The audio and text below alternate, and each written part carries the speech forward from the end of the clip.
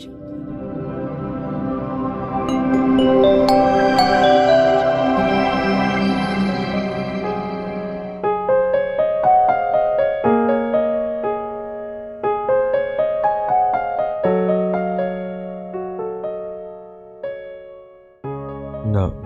tassa bhagavato arahato samma sambuddhassa. Namo tassa bhagavato arahato samma sambuddhassa.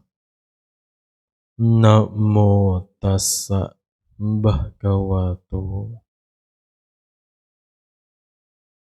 arahato samma sambuddhassa. Buddha Dhamma Sangha Saranang Gacchami.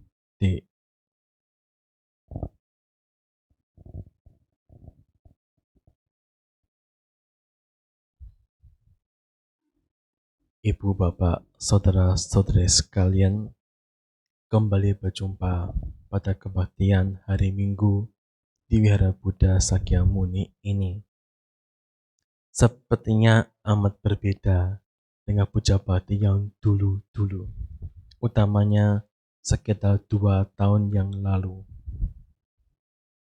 Kali ini puja bakti diadakan secara luring dan daring, yaitu ada yang hadir di sini, juga ada yang melihat di tempat masing-masing. Ibu, bapak sekalian, ada sebuah cerita yang menarik kemarin sebelum saya pergi ke Bali. Biasanya saya amat jarang untuk cerita tentang diri saya, tetapi kemarin ada sebuah kejadian yang membuat saya hampir batal ke Bali. Kemarin ketika saya sudah mau menuju ke bandara, ada cerita saya hampir ketinggalan pesawat. Awal mula saya dari Pustikat BSD, kemudian saya tinggal di Pustikat BSD. Saya pergi dengan Bante Jodidamo, berdua di mobil. Ketika kami mengantar beliau ke bandara, kemudian saya pamit untuk menuju langsung ke bandara terminal yang berbeda. Kalau Anda tahu Terminal 3 di Bandara Soekarno-Hatta, itu adalah bandara yang luas, tapi masih kalah luas dengan bandara-bandara di luar negeri. Kebetulan saya di-drop atau diantarkan di terminal yang menurut saya amat jarang saya datangi, yaitu Terminal Internasional. Kalau Anda tahu penjemputan ataupun pengantaran di bandara internasional dan bandara domestik itu amat jauh dari ujung ke ujung. Ketika di-drop di bandara, di gate internasional, kemudian saya agak bingung, ini domestik mau kemana? Singkat cerita, saya coba mencari tahu, kemudian mulai berjalan untuk menuju ke terminal domestik. Ujung ke ujung.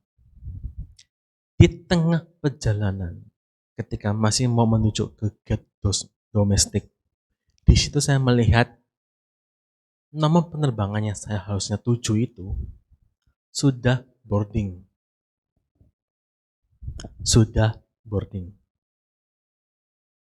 Kemudian saya tetap lanjutkan untuk menuju ke pintu pemeriksaan. Di sana saya melihat sudah last call, panggilan terakhir.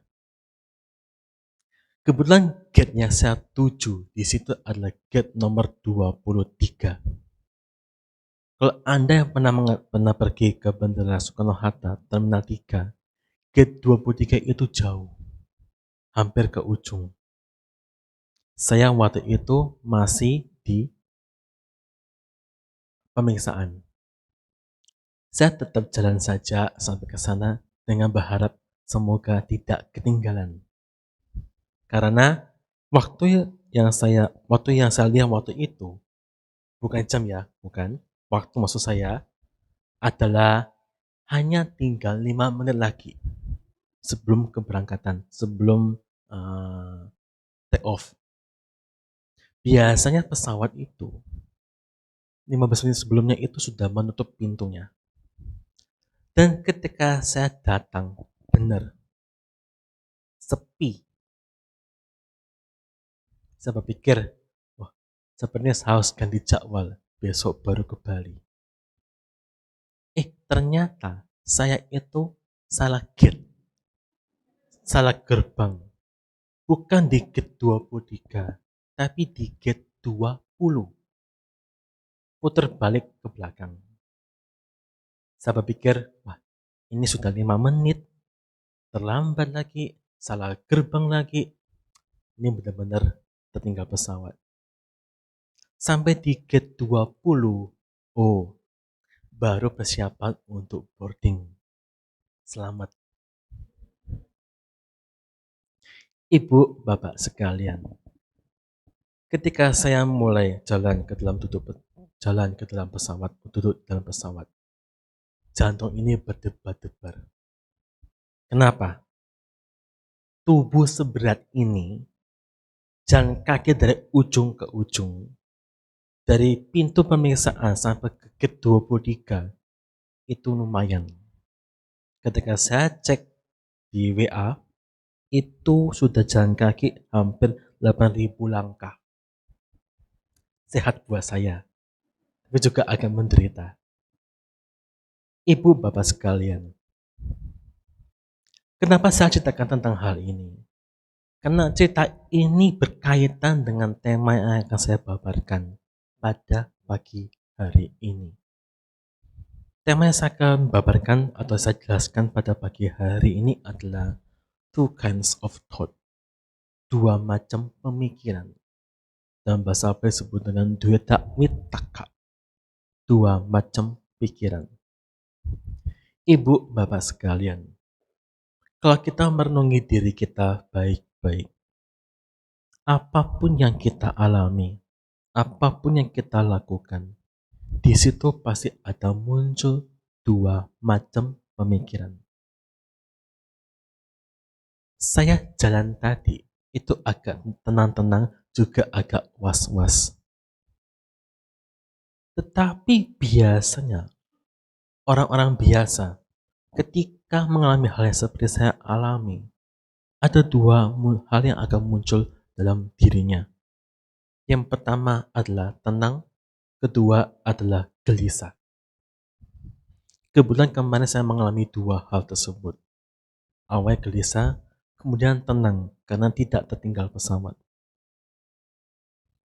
Tetapi sehari-hari, kalau kita mengamati diri kita baik-baik, sebetulnya kita semua mengalami hal itu. Ketika kita pada pagi hari ini duduk mengikuti puja bakti, itu akan ada dua hal yang muncul dalam diri kita. Satu, tenang. Dua, bosan. Ketika Anda tadi bermeditasi sebentar, sekitar 12 menit, menurut perhitungan saya, 12 menit, itu pasti ada yang meditasinya baik-baik saja, ada juga yang tidak baik-baik saja. Suara langkah kaki, cetak, cetuk, cetak, cetuk. Ada yang jengkel, ada yang tidak. Duduk dengan ceramah saat ini, ada yang perhatian, ada juga yang tidak. Ketika Anda makan, ada yang perhatian, juga ada yang tidak. Ada yang senang, ada yang tidak. Sehari-hari hidup kita seperti itu rasanya, antara senang ataupun tidak senang. Bahkan ada sebuah meme di zaman dahulu, kalau Anda masih ingat. Ada sebuah gambar yaitu seekor unta. Di Di situ ada seorang kakek dan cucunya. Ketika unta, kakek, dan cucu ini jalan bareng, orang mengatakan, "Wah, ini mau kemana? Kok jauh banget, kok naik unta?" Kemudian orang ini mengatakan, "Ini kakek sama cucunya. Apa ndak kasihan dengan cucunya ya? Masih kecil, harus jalan kaki jauh. Apa nggak naik unta saja? Kan lebih enak." Tahu unta ya? Tahu unta? Bahasa zaman dulu onta. Cucunya dinaikkan di untanya, di ontaknya. Kemudian orang mengatakan lagi, "Ini cucu nggak sayang sama kakek. Kakeknya udah rapuh begitu, udah lemah begitu. Cucunya enak-enakan naik di atas unta. Gantian. Sekarang cucunya di bawah, kakeknya di atas." Ketika dikatakan seperti itu, orang mengatakan cucu nggak punya hati. Ataupun ya dan segala macamnya itu. Pada akhirnya, kedua-duanya itu memutuskan untuk tidak naik unta. Dua-duanya. Orang pun masih memberikan komentar. "Dasar bodoh, ada unta nggak mau naik." Artinya apa?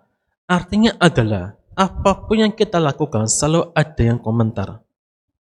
Itu dari pihak luar kita. Tetapi sebenarnya dalam diri kita sehari-hari, setiap saat itu muncul dua hal ini. Suka dan tidak suka.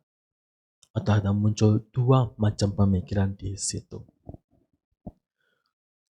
Ibu bapak sekalian, Guru Agung Buddha menjelaskan hal ini untuk membantu seseorang untuk memahami tentang bermeditasi. Mungkin bagi Anda yang sudah pernah ikut retreat meditasi, Anda mungkin sudah tidak bingung. Tapi bagi yang belum pernah ikut retreat, terkadang itu bisa bingung. Guru Agung Buddha menjelaskan bahwa ketika beliau masih sebagai seorang bodhisatta, beliau mencoba untuk membagi pikirannya ke dua macam kelompok. Yang pertama adalah kelompok hal-hal yang buruk, yang isinya adalah keserakahan, kebencian, kemudian kekejaman, dan seterusnya. Satu kelompok lagi adalah pikiran yang tanpa nafsu, pikiran tanpa benci, pikiran tanpa ada kekejaman. Ketika Anda mendengar hal ini sampai detik ini, ada dua yang muncul dalam diri Anda. Satu, perhatian. Satu, tidak perhatian. Coba renungkan diri Anda masing-masing di saat ini. Ketika beliau membagi pikiran seperti itu, dan beliau sedang bermeditasi, ketika masih sebagai bodhisatta, muncul hal yang buruk. Beliau merenungkan dengan baik bahwa pikiran yang buruk ini itu mendatangkan bahaya buat diri saya, buat orang lain, dan buat keduanya. Ketika beliau menemukan hal seperti ini, maka pikiran buruk ini agak reda atau akan reda. Sebenarnya Guru Agung Buddha menjelaskan ini untuk memberikan tips kepada Anda untuk bisa menghilangkan pikiran-pikiran yang buruk ketika Anda bermeditasi. Karena seringkali umat Buddha datang kepada para biku bertanya tentang meditasi. Pertanyaan adalah satu, Bante, kenapa ya saya tidak bisa tenang? Biasa seperti itu. Ibu, bapak sekalian, Guru Agung Buddha menjelaskan tentang bahaya-bahaya agar orang menyadari bahwa itu berbahaya untuk dirinya. Misalkan, untuk pergi ke Wihara Buddha Sakyamuni ini, ada dua jalan. Jalan yang A dan jalan yang B. Jalan yang A itu jalannya panjang, lebar. Kalau ada penerangan itu terang semua. Kalau dari jalan A itu, dari rumah Anda mau ke sini, membutuhkan waktu sekitar 30 menit. Tapi ternyata ada jalan tikus. Kalau jalan tikus ya, ada jalan tikus, shortcut, jalan pintas. Mau ke sini dari rumah Anda itu hanya 10 menit. Tapi jalannya itu kecil, tidak bagus, banyak lubang-lubang. Penerangan agak redup-redup.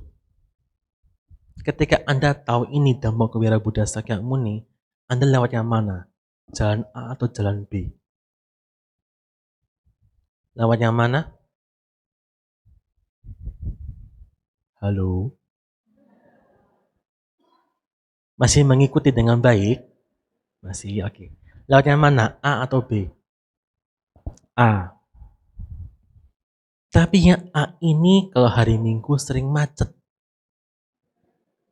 Mobilnya tuh banyak yang lewat sana. Yang biasanya kalau lancar itu 30 menit, sekarang bisa menjadi 2 sampai 3 jam. Anda pilih yang mana? A atau B? Boleh ganti B ya? Oke. Yang B itu kalau hujan banjir.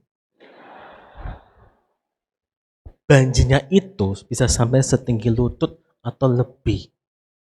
Kalau Anda lewat jalan situ, naik motor atau naik mobil, knalpotnya bakal tenggelam. Pilih yang mana? B atau A?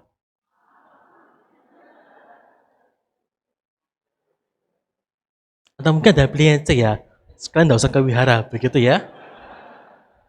Ibu bapak sekalian, kenapa Anda berganti-ganti jawaban? Sebenarnya karena kita melihat lebih bahaya mana untuk diri saya. Betul? Ketika dikasih dua alternatif seperti ini, dua jalan seperti ini, A dan B, dan kondisi yang sama, orang akan memilih yang A. Karena yang B itu ada bahayanya. Tapi ketika diberitahu yang A itu suka macet, orang akan pilih yang B. Karena yang A itu, macet itu juga berbahaya buat diri kita. Ketika diberitahu yang B akan banjir, orang akan tetap pilih yang A. Karena yang B itu lebih berbahaya untuk diri kita. Sama halnya dengan praktik spiritual. Dalam hal kita bermeditasi, ataupun ketika Anda praktik dhamma, apapun itu, kita harus mampu melihat bahaya-bahaya dari pikiran-pikiran yang buruk. Mungkin ketika Anda mendengar hal ini dan berpikir, apa bahaya Bante? Pikiran benci. Apa Bante bahaya pikiran kejam? Toh itu kan cuma pikiran Bante, bukan yang saya lakukan. Apapun yang kita pikirkan, ibu bapak sekalian, itu akan menjadi kecenderungan pikiran kita. Apapun yang kita pikirkan, itu punya akan kita lakukan. Apapun yang kita pikirkan, itu akan menjadi habit kita, menjadi kebiasaan sehari-hari kita. Kalau kita sehari-hari mudah untuk bosan, mudah untuk marah, maka habit kita adalah mudah bosan dan mudah marah. Otomatis ketika Anda bermeditasi, pikiran bosan dan pikiran marah ini akan mudah untuk muncul. Mengapa? Sudah sering dilatih, sudah sering muncul dalam diri kita. Kemudian Guru Agung Buddha melanjutkan dengan ketika beliau merenungi dengan hal yang baik, muncul pikiran-pikiran baik dalam diri beliau. Tidak ada nafsu, tidak ada kebencian, tidak ada kekejaman. Di situ tidak ada bahaya yang muncul. Tetapi jika kita terus menekan atau memunculkan hal-hal ini dengan berpikiran misalkan, semoga saya sabar, semoga saya sabar, semoga saya sabar. Itu bagus, tapi bikin capek. Ketika kita terus-menerus menekan pikiran ini, nggak bisa rileks, itu membuat tubuh menjadi capek. Ketika tubuh menjadi capek, pikiran akan ikut capek. Dan tubuh dan pikiran itu saling mempengaruhi. Buktinya apa? Buktinya banyak sekali orang-orang yang berada di rumah sakit. Ketika terbaring di rumah sakit, terkadang pikirannya itu juga ikut sakit. Ada orang badan sakit, tapi pikiran tidak ikut sakit. Ada orang yang badannya sakit, tapi pikirannya ikut sakit. Ada orang yang badannya tidak sakit, tapi pikirannya malah sakit. Ketika pikiran sakit, badan tidak sakit, badan akan bisa ikut sakit. Buktinya apa, Bante? Saya pernah mengetes tentang hal ini. Ketika kita berpikir, saya ini bakal demam, saya ini bakal demam, saya ini bakal demam. Lama-kelamaan tubuhnya akan mulai panas. Kemudian lama-kelamaan akan mulai tidak enak bagian sini. Makin lama akan menjadi demam betulan. Terkadang seseorang mengatakan, saya sakit Bante. Tapi ketika dicek ke dokter, tidak ada masalah. Tubuhnya tidak ada masalah. Tapi dia mengalami sakit betulan. Itu karena pikirannya mempengaruhi tubuhnya juga. Pikiran sakit membuat tubuh terasa sakit. Ketika dicek ke dokter, no problem, tidak ada masalah. Itu seringkali dialami oleh banyak orang. Ibu bapak sekalian, Guru Agung Buddha memberikan ilustrasi tentang hal-hal ini, tentang buruk dan baik. Ketika kita, misalkan di Dhammasala ini, ada busa yang Anda duduki. Busa yang Anda duduki ini sudah diatur oleh anak-anak wihara atau oleh pengurus wihara. Betul ya? Ketika ditata seperti ini, mungkin anak wihara akan agak diancam. Ini kalau dudukannya, busanya itu geser 1 senti aja, potong gaji. Apa yang dilakukan oleh anak wihara tersebut? Dia akan dengan hati-hati mengatur posisi duduk ini, posisi busa ini. Itu seperti dia selalu dihantui oleh bahaya potong gaji, potong gaji, potong gaji. Ia melakukan hal itu karena ada tekanan untuk dirinya. Sebaliknya, pikirannya yang baik adalah seperti orang yang menata posisi duduk ini. Posisi yang Anda duduki, bantal yang Anda duduki saat ini. Guru Agung Buddha menjelaskan bahwa sebanyak orang ketika bermeditasi melihat, oh, posisi duduknya ini sudah baik. Tidak perlu lagi disetel-setel. Tidak perlu lagi diatur ulang. Cukup mengetahui itu ada di sana, sudah rapi, sudah oke. Ini adalah tips bagi para meditator. Ketika kita muncul hal-hal yang baik, tidak usah yang aneh-aneh. Ketika muncul hal yang baik-baik, tidak usah selalu dikejar-kejar. Cukup tahu itu ada di sana. Hal yang baik ada di sana. Ada kesabaran, ada semangat berjuang, ada cinta kasih, ada pengetahuan dan seterusnya. Cukup tahu itu ada di sana, sudah oke. Jangan ditekan-tekan. Artinya apa? Jangan sampai menjadi obsesi untuk diri sendiri.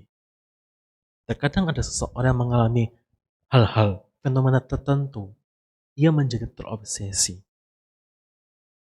Ketika Anda yang pernah ikut retreat, seringkali ada orang yang mengatakan, saya itu melihat ini, melihat itu, mengetahui hal ini, mengetahui hal itu. Mengapa ya saat ini tidak muncul lagi? Itu sekali tanyakan kepada guru meditator atau guru meditasi. Ibu bapak sekalian, oleh karena itu Guru Agung Buddha menjelaskan bahwa ketika muncul pikiran yang buruk, renungkan dengan baik-baik, itu ada bahayanya. Ketika itu reda ya sudah, jangan dikejar-kejar lagi. Ketika kita bermeditasi muncul hal-hal yang baik, ada kesabaran dan seterusnya. Cukup tahu itu ada di sana dan biarkan saja. Jangan biarkan diri kita itu terliputi oleh senang dan gak senang. Terkadang seseorang ketika mengalami hal yang buruk, ia sedih. Kenapa ya saya meditasi ini, kok pikirannya banyak muncul yang buruk-buruk semua? Kenapa seperti ini? Ia menjadi kesal dengan dirinya. Sebaliknya ketika seseorang mengalami sesuatu yang menyenangkan atau sebuah fenomena tertentu yang menjadi senang dan tergila-gila di situ, atau ia terobsesi dengan hal itu juga menjadi masalah. Oleh karena itu, Guru Agung Buddha menjelaskan, ketika bermeditasi, ada hal yang buruk, hilangkan. Hal yang baik, munculkan. Seperti itu saja. Janganlah kita terpengaruhi oleh suka dan gak suka. Karena diri kita sehari-hari selalu terpengaruhi oleh suka dan gak suka. Ibu, bapak sekalian, menunjukkan tentang suka dan gak suka ini. Suka dan tidak suka itu bisa berkembang biak menjadi hal-hal yang lain.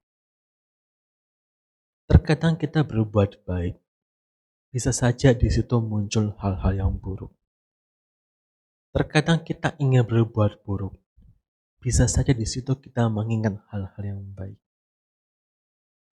Di zaman Guru Agung Buddha, ketika Brahmana Udaya bernamakan kepada Guru Agung Buddha,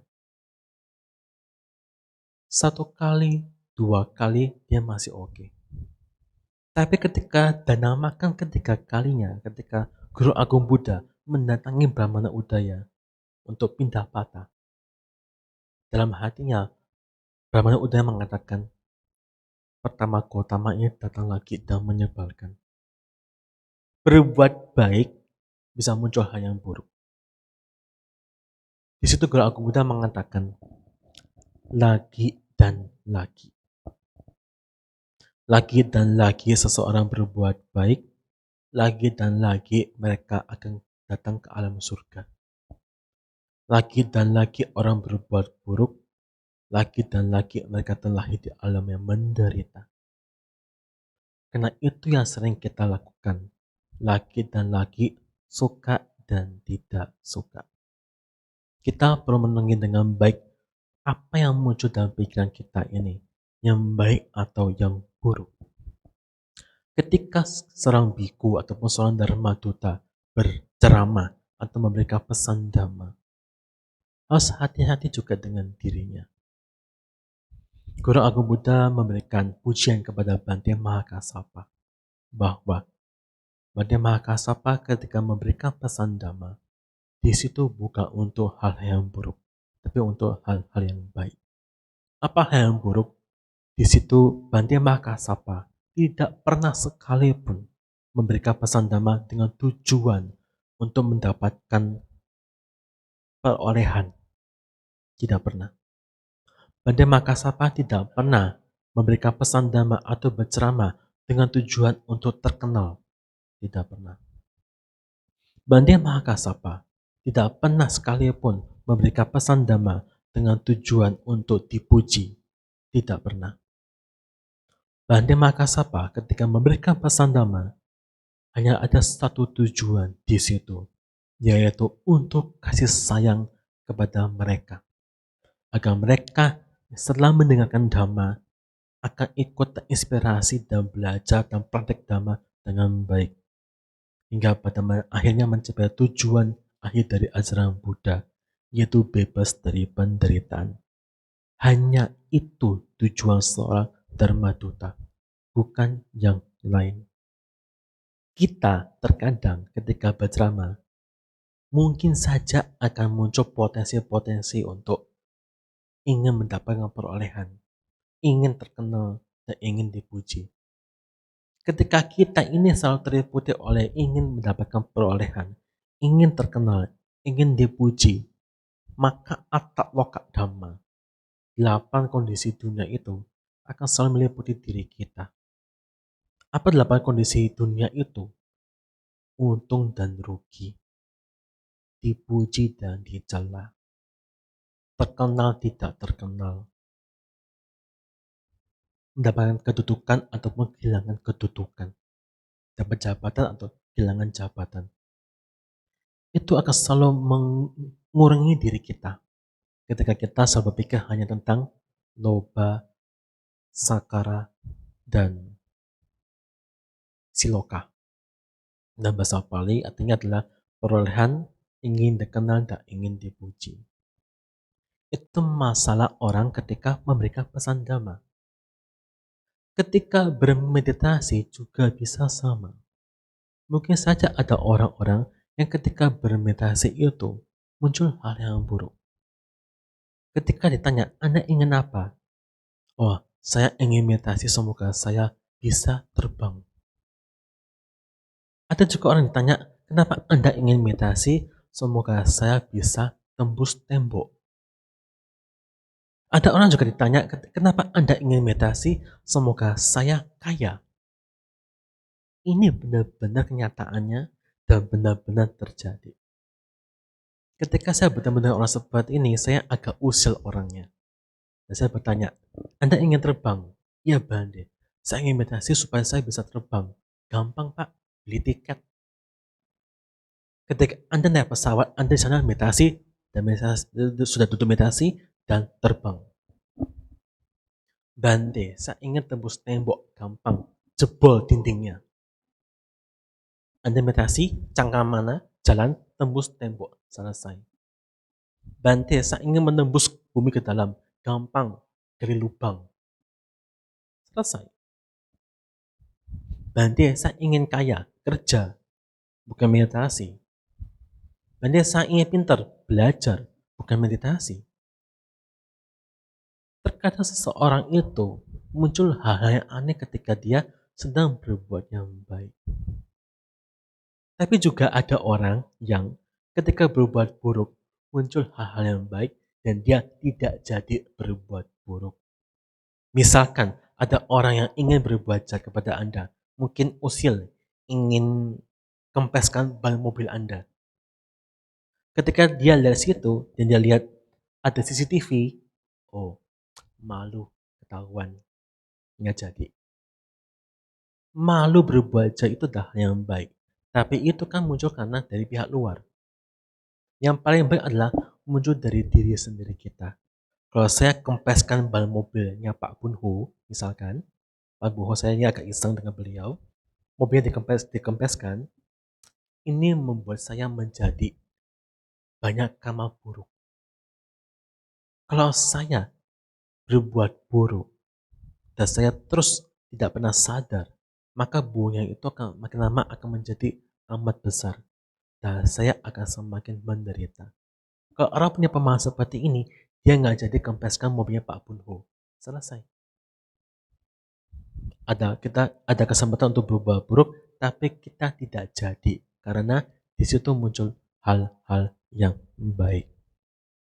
Oleh karena itu, ibu bapak sekalian, Bante di sini mengajak ibu bapak untuk sehari-harinya merenungi diri dengan baik, hati-hati dengan pikirannya.